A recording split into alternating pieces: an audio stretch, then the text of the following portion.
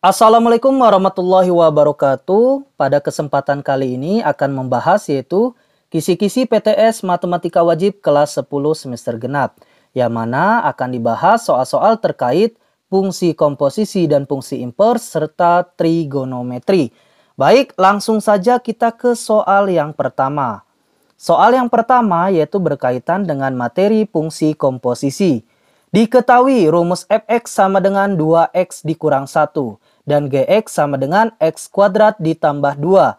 Tentukan A f bundaran gx dan B g bundaran fx. Baik, untuk menjawab A ini kita harus tahu dulu konsep bahwasannya f bundaran gx itu sama dengan f gx. Ingat ya, ini harus diingat. F bundaran gx itu sama dengan f gx. Jadi di sini gx-nya sudah ada, x kuadrat ditambah 2. Kita masukkan seperti ini, x kuadrat ditambah 2. F-nya tetap. Selanjutnya, x kuadrat ditambah 2 ini kita gantikan ke x pada fx. Nah, di sini kan ada 2x. X-nya ini kita ganti dengan x kuadrat ditambah 2. Sehingga ditulis 2, 2-nya jangan lupa ya, 2 dikali x kuadrat ditambah 2 dikurang 1. Karena di sini ada dikurang 1. Lalu di sini kita selesaikan 2 dikali x kuadrat hasilnya 2x kuadrat. 2 dikali 2 hasilnya 4 dikurang 1. Ada yang bisa kita kurangkan. 4 dikurang 1, 3. Sehingga hasil akhirnya yaitu 2x kuadrat ditambah 3. Selanjutnya untuk yang B, G bundaran fx. Bagaimana caranya? Di sini konsepnya seperti ini ya. G bundaran fx sama dengan gfx. Jadi fx-nya dulu yang kita tuliskan. Ingat di soal sudah ada fx-nya berapa di sini? 2x dikurang 1. Jadi 2x dikurang 1 ini kita ganti atau kita masukkan ke x yang di gx. Nah di sini kan x kuadrat. Jadi x-nya ini kita ganti dengan 2x dikurang 1. Sehingga 2x dikurang 1, ingat kuadratnya tetap ya, ditambah 2. Selanjutnya 2x dikurang 1 kuadrat itu maksudnya bagaimana? Kita jabarkan seperti ini. 2x min 1 kuadrat yaitu 2x min 1 dikali 2x min 1. 2x dikali 2x berapa hasilnya? 4x kuadrat. 2x dikali min 1 ada min 2 berapa?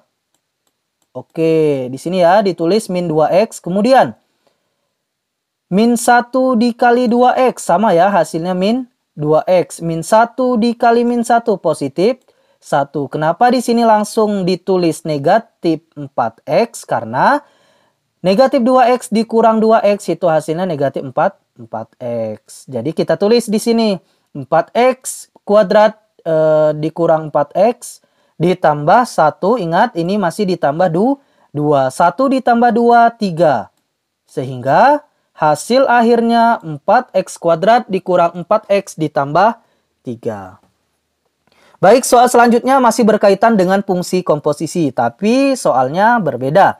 Diketahui dua buah fungsi yang dinyatakan dengan rumus fx sama dengan 3x ditambah 2 dan gx sama dengan x kuadrat ditambah 1. Tentukan nilai dari f bundaran g min 1. Ingat, jika ketemu soal seperti ini jangan bingung karena konsepnya masih sama dengan soal yang pertama.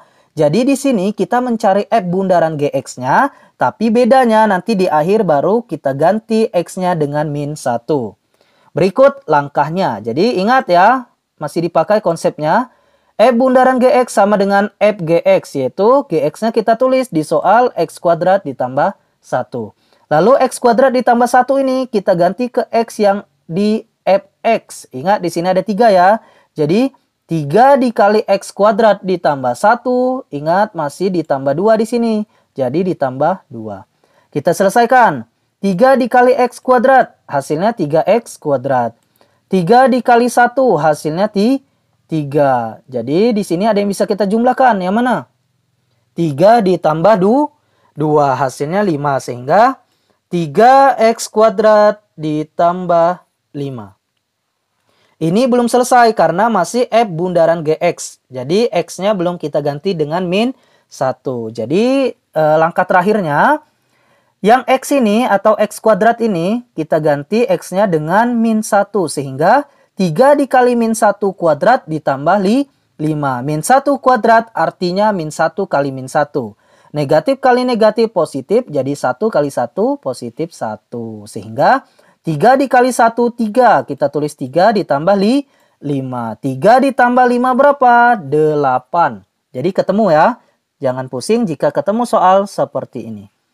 Baik, kita lanjut soal nomor 2. Untuk soal nomor 2 ini sudah pindah materi yaitu tentang fungsi inverse. Oke, di sini sudah masuk fungsi inverse ya. Maksudnya tentukan F inverse. Oke, jadi di sini tentukan F inverse dari fx sama dengan x ditambah 2, yaitu b-nya fx sama dengan 3x tambah 1, yang c-nya fx sama dengan 3x tambah 2 per 2x min 1. Oke, untuk yang A di sini caranya bagaimana? Kita misalkan dulu bahwasanya fx itu sama dengan y. Jadi di sini y sama dengan x ditambah 2. 2-nya pindah ruas, dari positif pindah ruas jadi negatif. Sehingga y dikurang 2 sama dengan x, atau kita tulis seperti ini ya. Ya, X sama dengan Y dikurang 2. Ingat, kita ubah kembali yang Y ini ke semula jadinya X. Sehingga fungsi inversenya yaitu X dikurang 2. Ketemu ya? Baik, kita ke yang B. Bagaimana caranya? Sama, di sini kita misalkan Fx sama dengan Y. Jadi, Y sama dengan 3X ditambah 1. Positif satunya pindah ruas jadi min 1. Sehingga Y dikurang 1 sama dengan 3x. Ingat, kita mau cari x-nya di sini. Jadi masih ada angka 3. Pindah ruas jadi pembagian seperti ini. Y dikurang 1 per 3 sama dengan x. Bisa dituliskan x sama dengan Y dikurang 1 per 3. Ingat, Y ini kita ubah ke semula yaitu x. Sehingga fungsi inversenya yaitu x dikurang 1 per 3. Ketemu ya untuk yang B. Oke, sekarang yang C. Bagaimana cara untuk mengerjakan yang C? Apakah sama menggunakan konsep fx sama dengan y? Kita misalkan bisa juga, tapi di sini kita ada cara yang kedua yang lebih cepat. Harus diingat bahwasanya konsep jika ada fx sama dengan ax ditambah b per cx ditambah d, maka fungsi inversenya yaitu min dx ditambah b per cx dikurang a. Ingat, di sini yang pindah hanya a dan d saja. Oke, lihat ya, a dan d. Dari positif jadi negatif, dari negatif jadi positif. Baik, langsung saja kita jawab yang C. Soalnya di sini fx sama dengan 3x ditambah 2 per 2x min 1. Ingat, a-nya 3, kemudian d-nya min 1. Jadi fungsi inversenya bagaimana? Min 1 naik, jadinya positif 1. Positif 1 bisa tidak kita tulis ya, jadi x saja di sini ditambah 2. Oke, tetap per 2x. Ingat, dari positif 3 di sini pindah jadi min 3. Sehingga fungsi inversenya x ditambah 2 per 2x dikurang 3. Selesai untuk bagian C. Oke, untuk soal nomor 3 kita sudah ganti materi tentang trigonometri. Yang mana ini tentang sudut derajat ya. Tentukan besar sudut terkecil yang terbentuk oleh jarum pendek dan jarum panjang ketika suatu jam analog menunjukkan pukul A9.00, B7.30. Untuk menjawab soal nomor 3 ini jangan bingung, kita harus tahu dulu konsepnya. Bahwasanya, lihat di sini, ada sebuah jam dinding. Jumlahnya berapa? Ada 12 angka. Ingat, satu putaran itu 360 derajat. Jadi kita lihat di sini 360 dibagi 12 sama dengan 30. Jadi setiap 1 jam itu membentuk sudut 30 derajat. Ingat ya. Setiap 1 jam itu membentuk sudut 30 derajat. Jadi lihat di sini. Jam 9, jarum pendeknya ke 9, jarum panjangnya ke 12. Dari 9 ke 10 berapa? 1 ya. 10 ke 11, 2. 11 ke 12, 3. Jadi 3 dikali 30, maka nanti ketemu hasilnya 90. Sehingga sudutnya 90 derajat. Itu untuk yang bagian A. Sekarang untuk menjawab soal yang B itu sama. 730 itu sudutnya berapa? Lihat di sini ya. jarum pendeknya kemana? Oke, ke 8 ya, tapi di tengah-tengah ini mau ke 8. Kemudian jarum panjangnya ke 6. Jadi ini setengah 8 atau 7/30. Bagaimana cara menghitungnya? Ingat dari 6 ke 7 itu 1 jam ya. Kemudian ada setengahnya. Setengahnya itu berapa? 15. Jadi kalau 1 jam 30 kemudian setengahnya itu bagaimana? Berarti 15. 30 ditambah 15 berapa? Yaitu 45. Maka pada pukul 7.30 atau setengah 8 membentuk sudut 45 derajat. Jadi ini ada 1, kemudian ini ada setengah. Yang ini 30 ditambah 15, hasilnya 45. Selesai untuk soal nomor 3. Soal nomor 4 masih tentang trigonometri. Nyatakan sudut 35,41 derajat ke dalam satuan derajat sampai menit dan detik. Nah, ini tentang satuan derajat ya, sampai menit dan detik. Ingat, jika ada soal seperti ini jangan bingung. Kita harus tahu dulu bahwasanya 35,41 derajat, ini kita ambil 35-nya sebagai derajat. Lalu, 0,41 ini ada nolnya ya, 0,41 ini yang pertama kita ubah ke menit dulu.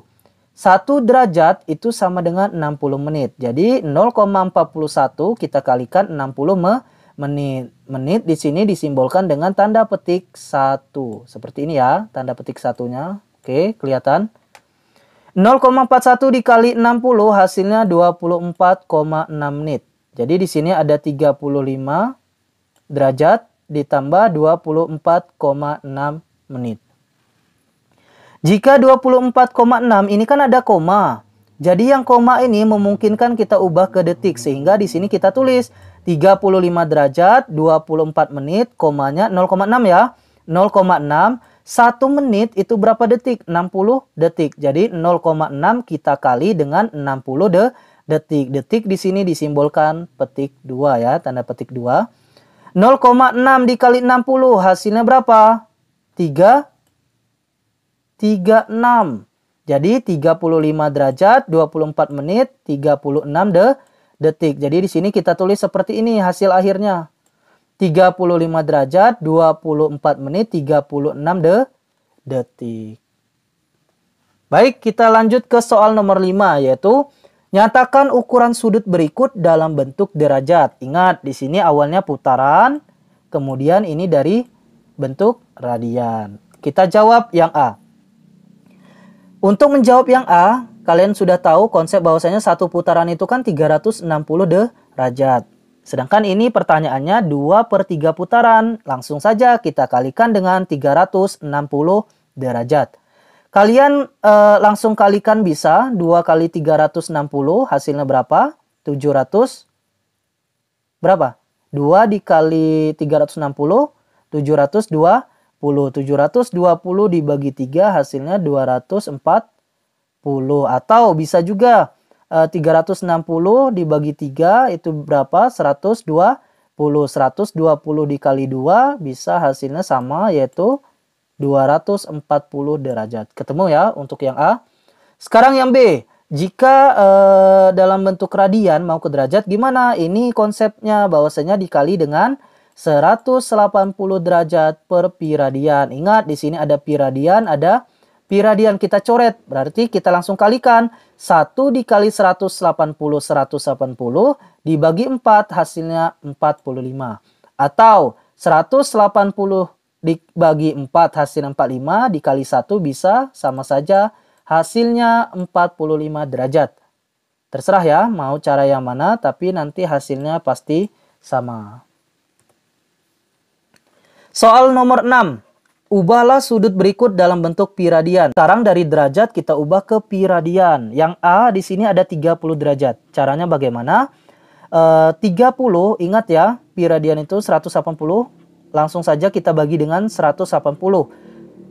30 derajat per 180 dikali pi radian. Jadi kita bagi dengan 180. Ini konsepnya untuk mengubah derajat ke pi radian.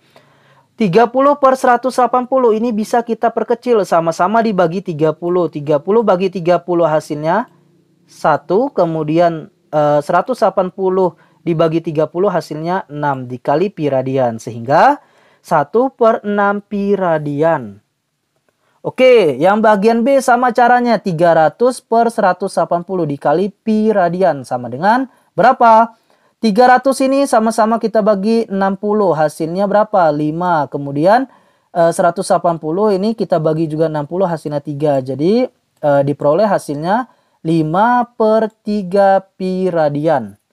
Jadi ketemu ya hasilnya 5 per 3 pi radian. Baik, kita lanjut ke soal nomor 7.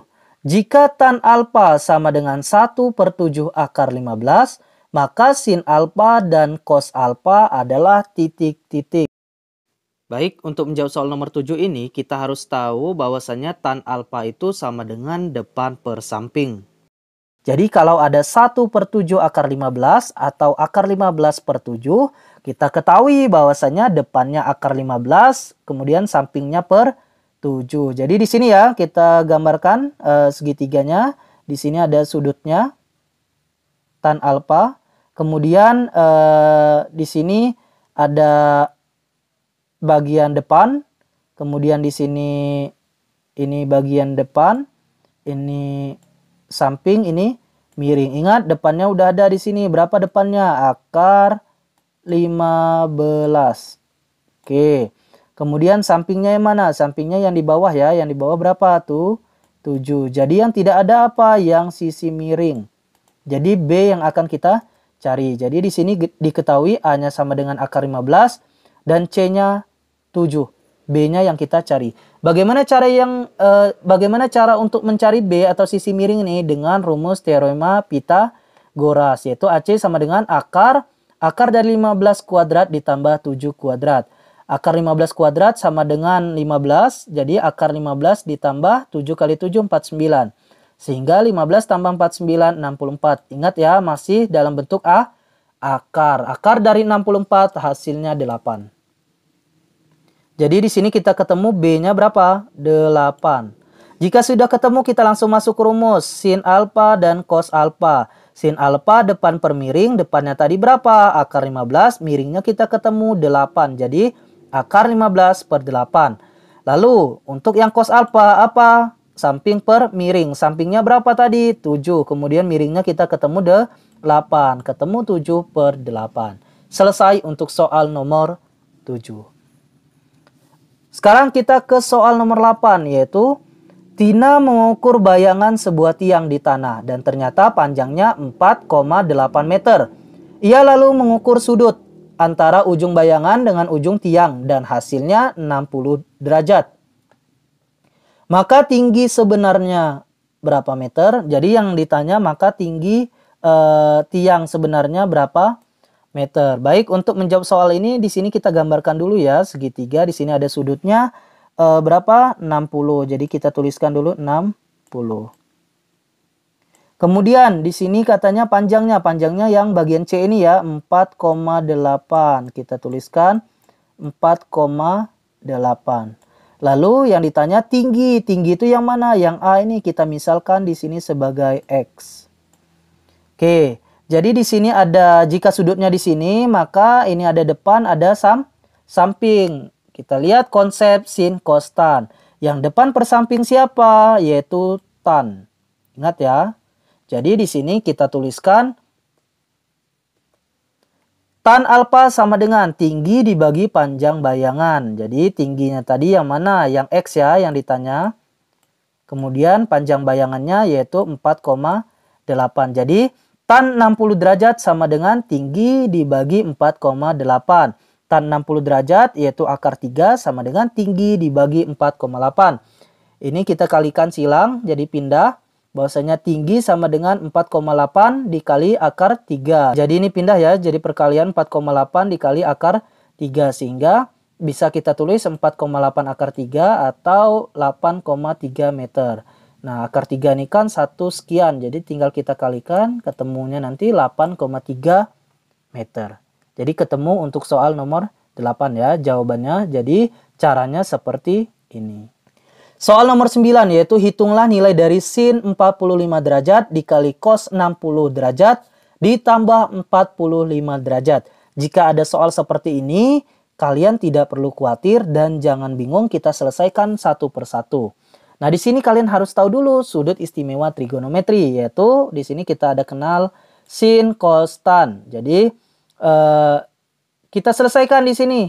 Ada sin 45 derajat. Sin 45 derajat berapa? Kita lihat di sini ada setengah akar 2. Lalu dikali cos 60 derajat. Cos 60 derajat berapa di sini? Setengah. Lalu ditambah cos 45.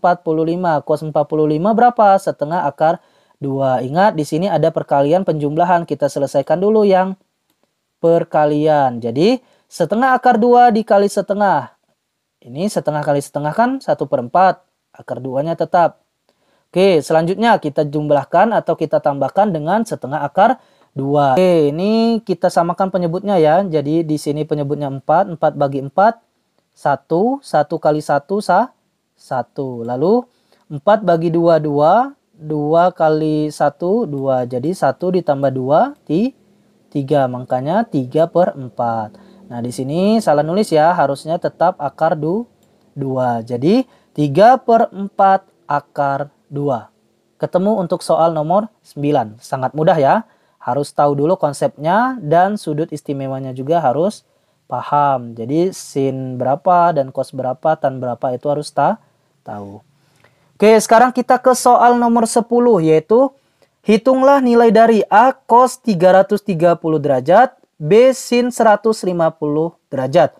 Untuk menjawab A dan B ini kita harus tahu dulu sudut berelasi kuadran. Bahwasanya kuadran 1 itu kan dari 0 derajat sampai berapa? 90 derajat ya. Kemudian kuadran 2 90 derajat sampai 180. Kuadran 3 180 sampai 270 antara itu ya.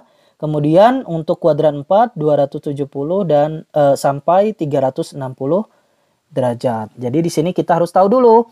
Oke, sekarang untuk yang cos 330 kira-kira masuk kuadran mana? Kuadran 4. Jadi kita langsung masuk ke rumusnya. Di sini pada kuadran 4 bisa menggunakan relasi yang pertama atau yang kedua. Kita contohkan menggunakan relasi yang pertama ya. Nanti hasilnya sama saja. Oke, cos 330 kita menggunakan relasi ini. Bahwasanya cos 270 derajat ditambah alfa sama dengan sin alfa. Ingat, di sini 270 ditambah berapa yang hasilnya 330 ditambah 60. Jadi sin alfa, alfanya kan 60. Jadi di sini kita tulis 60. Jadi cos 330 derajat sama dengan sin 60. Lalu cos 330 derajat sama dengan sin 60. Ingat, pada sudut istimewa trigonometri berapa sin 60? Setengah akar 3. Jadi kalian tidak perlu khawatir mencari cos 330 karena sama dengan sin 60 yaitu setengah akar 3. Selesai untuk bagian A. Sekarang kita kerjakan bagian B. Sin 150 kira-kira masuk kuadran berapa? Kuadran 2. Di sini kita bisa menggunakan relasi yaitu sin 90 derajat ditambah alfa sama dengan cos alfa. Jadi 90 derajat ditambah berapa biar hasilnya 150? 60. Jadi di sini cos 60 derajat. Sin 150 derajat sama dengan cos 60 derajat. Pada sudut istimewa trigonometri cos 60 derajat itu setengah sehingga sin 150 derajat itu sama dengan setengah.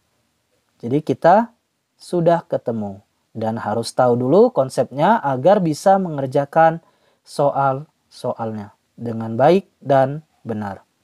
Baik, terima kasih yang sudah menyaksikan video ini sampai habis. Semoga saja bermanfaat dan kalian bisa paham tentang materi fungsi komposisi dan invers serta trigonometri. Lebih dan kurangnya saya mohon maaf. Saya akhiri. Wassalamualaikum warahmatullahi wabarakatuh.